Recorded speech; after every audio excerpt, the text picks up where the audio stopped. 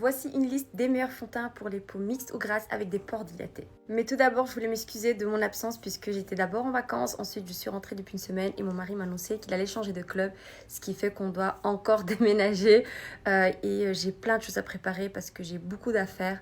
Et là, les derniers jours, c'était un petit peu le bordel, mais je vais essayer de reprendre un rythme normal. Mon fond de teint préféré de tous les temps, c'est le Forever Dior Finition Matte. J'ai également le Finition Glowy que j'ai d'ailleurs sur moi puisque j'ai fini le mat. Je trouve que c'est un fond de teint justement qui peut aller à tout le monde parce que vous pouvez choisir Finition Matte pour les peaux grasses et Finition Glowy pour les peaux sèches. Mais même le Glowy sur moi, je trouve qu'il est pas si mauvais que ça. Après, c'est surtout l'application, comment vous l'utilisez. Moi, je trouve que les produits liquides doivent être vraiment appliqués en petite quantité sur la zone T surtout et plutôt des produits poudre pour justement matifier et essayer de ne pas briller durant la journée.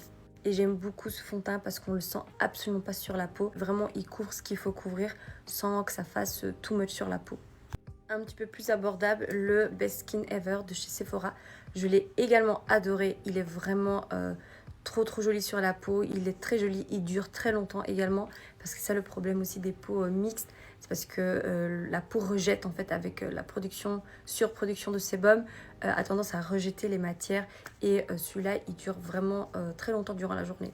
Bien évidemment, il fallait que je vous parle de ce fond de teint iconique, le Double Wear de chez Estée Lauder. C'est un fond de teint qui est haute couvrance, donc vraiment si vous avez des problèmes d'acné, rougeur, etc., il va faire tout disparaître. Après, c'est un fond de teint qui est quand même assez lourd.